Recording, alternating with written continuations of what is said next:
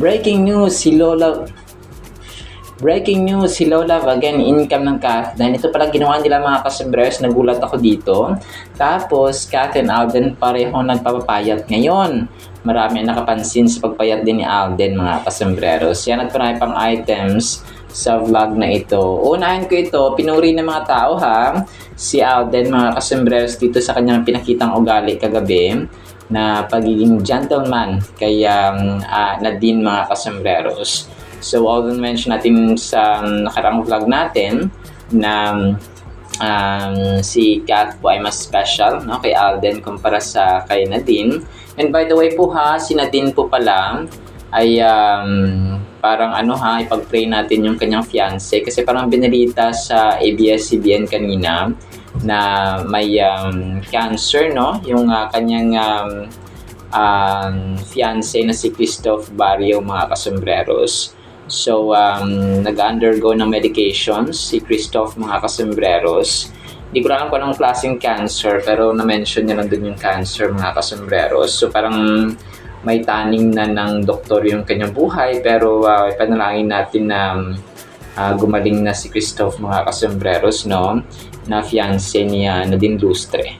So, walang imposible sa Diyos mga kasembreros. So, yun po, no. Tapos, nag-drop yung view mga kasembreros ng isa pang teaser kagabi ng kanilang ng kanilang Love Siargao mga kasembreros. Ito actually yung in-upload ng view, no, yung official official soundtrack, no, ng Love Siargao na alon mga kasembreros. So, lyrics ito ng kanta mga kasembreros na parating naririnig natin ng ako'y nalulunod, pwede makaahon, sabihin mo kung ibang bata kasi ano ba meron sa atin. So, yan yung naririnig natin yung mga kasembreros no, na theme song ng Love Siargao mga kasembreros. Tapos, si Alden pala spotted siya kahapon. Or actually, karang araw pa ito mga kasembreros, no? Pinost ito ni Erica Ong sa kanyang social media account, done assisting Sir Alden Richards. So, si Alden dito ay naka-black. Tapos, parang nasa isang, bilihan ng damit, no? Mga kasembreros or clothing store sa isang supermarket dito mga kasembreros. So, hindi ko alam kung saan ito, pero ito pa i-post ni Erica Ong 18 hours ago mga kasembreros sa kanyang social media account, no? Namili yata si Alden ng kanyang mga damit. Something like that, no? Tapos, si Alden naman nag-post ng maraming ganap niya no, sa kanyang Instagram stories mga kasembreros.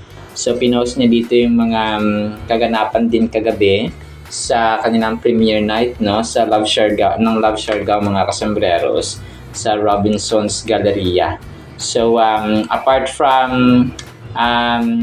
yung kuha ng mga random fans kagabi, nina Nate Gonzaga, mga A-Team community, nina Jayco Manangan, apart from kuha nina Tita nung gumatay kagabi na na-post din natin mga kasembreros ay si Alden may sarili siyang mga kuha dito, random na mga nakuha doon mga kasembreros sa sa premiere night. So meron din dito pala si Ma'am Tracy Garcia, tapos yung whole cast ng Love Siargao. Backstage yata ito, no? Post ni Ma'am Tracy Garcia sa kanyang Instagram na repost ni Alden. So, dito of course, no, si Ma'am Gardy Garcia. Okay. Related ba? Or relative sina Ma'am Tracy Garcia at saka Ma'am Gardy Garcia? Baka, no? Kasi para silang Garcia, mga kasimas, or yung husband nila, ang related sa bawat isa, mga kasembreros. Tapos, yung mga fans dito ni Alden, no? Yung A-Team niya, Alden Richards. So, cheering up for Alden, mga customers. Nakakatuwa, no? Nakakalakas ng loob ito kapag narinig yung ganito mga kasembreros. Sa dito, nakakarinig ka na magantong cheer kapag nasa public appearance ka mga kasembreros or nasa public ka, kagaya nito. Kasi basta nakakalakas sila ng loob mga kasembreros. So, tapos meron isa dito kasama lang nila, sina Kara Jao at saka si Ma'am Garlic Garcia. You both shine brightest in the original Love Siargao. Proud of you, Kara Jao. Sabi dito ni Ma'am Garlic Garcia, mga kasembreros. So, tapos meron din dito, of course, no, yung parang pinost ng Mega Magazine, tapos nirepost ni Alden, mga kasembreros, sa kanyang Instagram. So, View Philippines says Love Siargao cast marked the series' mid-season at Robinson Galleria with an advanced screening of episodes 11 and 12, the reveal of its newest poster, and the debut of its official behind-the-scenes series. Okay. So, parang pinanood din pala nila dun yung episodes 11, 12, mga kasembreros, no?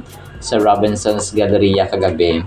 So, parang pa-bonus ng View Philippines ito, no? Sa mga sa mga viewers, mga kasembreros. So, may maramdaman natin si Kara Jao Marajao. Tapos yun, kayaw sila. Marajao, Karajao, Kara, hindi. Tapos ang nakita rin ng mga tao dito parang si Alden, parang si Kath, mga kasembreros, no? Itong kasama ni Alden, mga kasembreros, kasi nga parang may similarity sila ng mukha, mga kasembreros ni Kath, no? Si Kath at saka si Nadine Lustre, mga kasembreros. Tapos, si Kath naman, na-post siya dito na parang may naspatan na isang poster or parang, si Kath sa isang mall yata ito. Tapos, pinost din ni Naibara Lopez 2 hours ago, 1,000 reactions, no? So, dito si Kath ay parang sa bench yata niya ito na summer poster, mga kasembreros. So, tapos, yun, alam ko si Alden may ganito rin pero magkaiba na of course ng lugar, mga kasembreros. Tapos, ang Netflix naman, nag-post ng isang video clip, mga kasembreros, sa dito yung parang nire-represent, no, ng mga kaibigan ni Kath, mga kasembreros, ni Bigly, kaya JC De Vera dito sa, or yung itong kanilang love list, mga kasembreros. So, medyo may pagkaan dito, may pagka-suspense or thrill dito, mga kasembreros. So, si Kath dito ay nakikinig lang siya, mga kasembreros.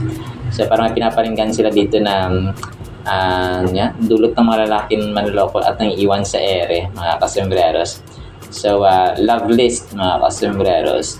So, sa JC De Vera dito ay parang hina-hot seat nila, kunwari, no?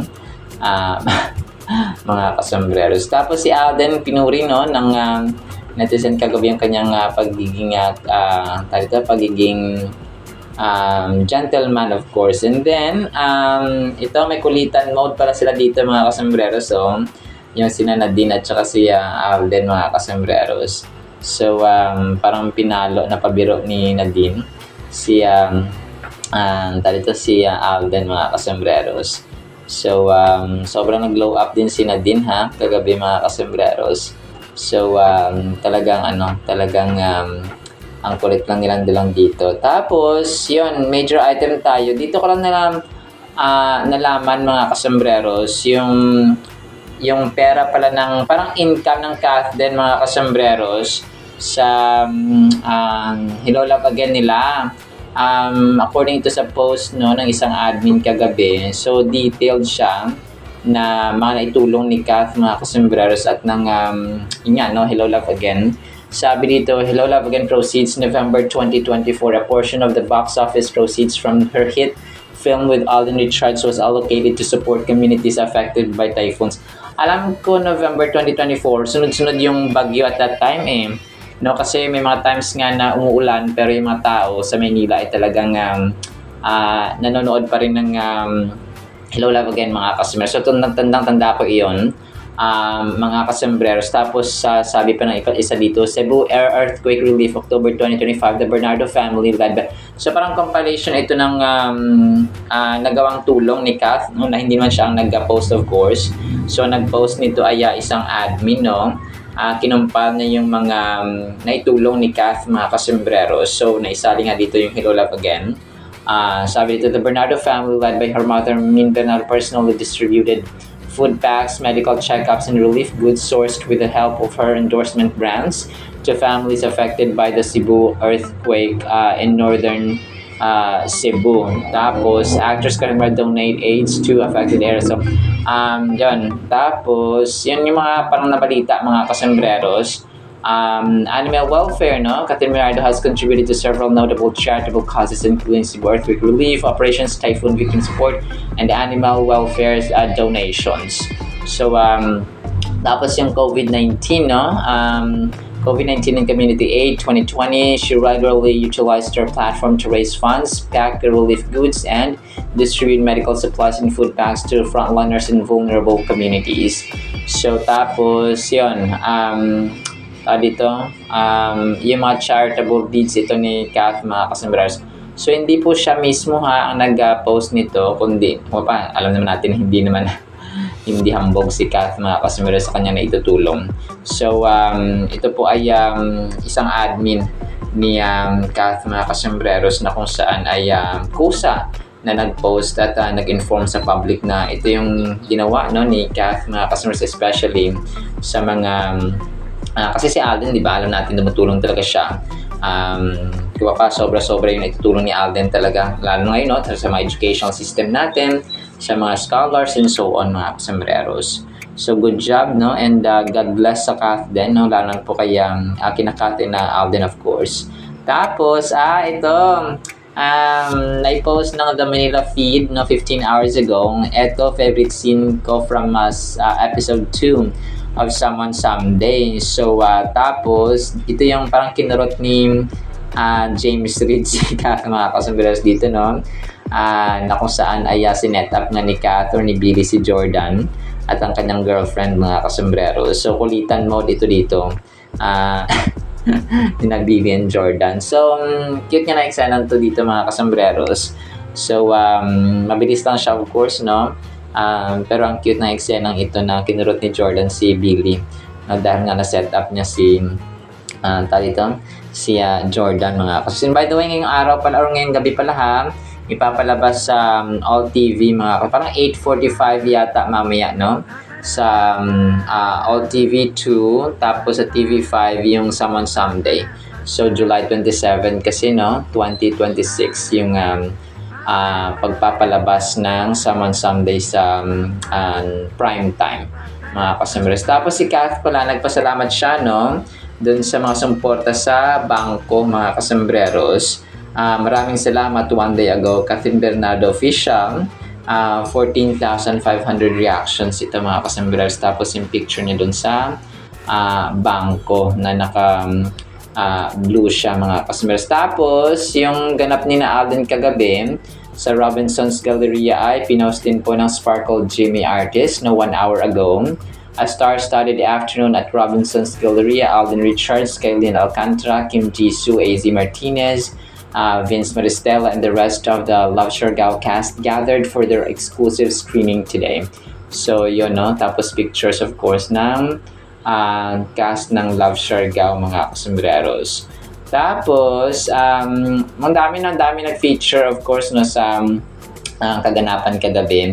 Philippine Star, no, 11 hours ago, Alden and Nadine Chemistry.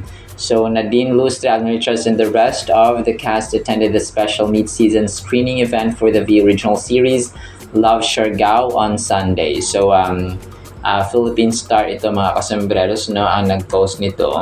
Tapos, yung mismong Robinson's Galleria, nag-post din sa kanilang Facebook page, mga kasembreros, in collaboration with View Philippines 20 hours ago. Lights, cameras, and your favorite stars all in one place. So, 419 reactions ito, mga kasembreros. Tapos, kahapon naman, nag-post ng aerials, no, ng random photos ni Alden. Daming reactions sa 251, mga kasembreros. So, si Alden dito ay random photos niya ito during his visitation sa iba't ibang elementary schools, mga kasembreros. So, Blessed Sunday, guys, no? Sabi ng A-Reels dito. Tapos, yung A-Team community ni Alden, nag-post din sa kanilang Facebook page, no? 18 hours ago kagabi. Doon nga sa ganap nila sa mid-season screening sa Robinson's Galleria. So dito ay nagsasalita, no, si Alden sa mikropono. So Asia's multimedia superstar and phenomenal box office king, Alden Richards, mga kasembreros. Tapos, yan, natutuwa ako dito kasi si Nate Gonzaga na nanonood din pala siya ng Someone Someday. So grabe, no? Tama yung sinasabi sa comment section natin na supportan na natin sina Kath and Alden sa kanilang mga projects, mga kasembreros, even though individual yung kanilang projects. So, kung gusto nila, no, kasi ang source ng happiness natin ay hindi lang naman kumapa sa isa. Hindi lang kay Alden, hindi lang kay Kath. So, sa dalawa, kung kahit na separate projects sila, kung masaya tayo na nakita sila na sa kanilang mga proyekto na individual, mga kasembreros, ay go, no? Panoorin natin. Pero kung ayaw naman ninyo, no, huwag natin pilitin. Pero kung masaya tayo, ay go lang, no? Kasi we can find happiness naman in every way or in any way, mga kasembreros. So, huwag nating limitahan yung ating kasiyahan, no, or source of happiness, mga kasembreros. Tapos ang V Philippines, of course, no, nag-post din sila 2 hours ago. Yesterday's LS or Love Siargao exclusive screening at Robinson's Galleria was one for the books. So we hope you enjoyed every moment as much as we did together with the Love Siargao cast. So ito rin po yung pinost ng V Philippines, of course, no? Tapos, yun na nga, no, marami nakapansin sa pagpayat ni Alden, no? Ganun din po si Kath, mga kasembreros. So, isa sa mga major items natin ito, ang iniisip ko, sabi nga ni Kath dati, kay Doc Ivy, ay sobrang busy, no? At saka napupuyat talaga sila sa taping ng Someone Someday, mga kasembreros. Tapos, nag-workout pa si Kath minsan, no? Pag may time siya, mga kasembreros, naglalaro pa ng table tennis. So, parang yun siguro yung dahilan, no?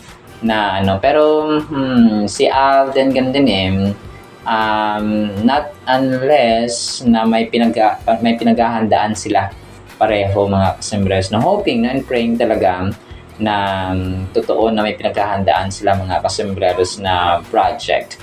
So, baka Elena 1944 na ito, no? Nababasag ng mga records, hindi lamang ng records nila mismo at ng records pa ng iba. Well, wala namang nakabasag pa sa 1.6 billion nila na gross income. Pero tingnan natin, no, sa mga susunod pang mga update natin, mga kasembreros. Hoping, let's pray, let's hope, mga kasembreros, na silang dalawa ang gaganap sa Elena 1944, mga kasembreros. So, yun ang ating magagawa, no? Mag-hope, umasa tayo, and then manalangin, mga kasembreros, kasi wala imposible kay Lord. Tapos, last item natin, second from the last item, kinompost or kinompile ng isang admin kagabi yung hirap moments, no, or struggle moments ni Kath, mga kasembreros, sa Someone Someday. So, puro iyak, puro family, ang puro malalim na emosyon at mabigat na emosyon ang pinost at ikinumpal dito ng isang admin kagabi, mga kasembreros. So, parang episode 1 and 2 yata ito, mga kasembreros, no? Ni Billy. Tapos, si Alden naman, kinumpal ng isang, ito yung last item natin, kinumpal ng isang admin kanina, itong kanyang random photos, mga kasembreros. So, mabilis yung pacing ng mga larawan, pero of course, no, igop-igop si phenomenal box office ni Ma'am King dito sa kanya mga random photos, mga kasembreros. Alright, so yun naman sa ating Kath din items. Ipi-play ko po ito mga videos na inyo pong papakinggan, and then ang salita ng Panginoon ay sa pinakaunang vlog po natin ngayong araw. Isang pinagpalang araw po, ha, sa bawat isa.